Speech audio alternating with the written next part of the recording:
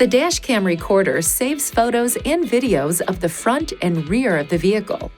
It is also capable of sound and video recording inside the vehicle. When the vehicle is stationary, the recordings can be viewed on the center display or your smartphone. Touch here on the launch bar and then touch Dashcam to display the driving recorder screen. Touch here to manually record. The recording time will start 10 seconds before touching the record icon and will continue for 25 seconds after. The recording function will trigger automatically if the vehicle senses an impact. Touch here to save the image shown on the main camera screen as a still image, and touch here to view or delete recorded files.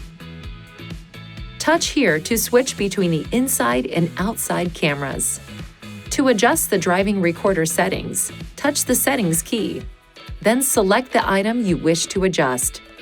The SD card slot is located here under the front center console.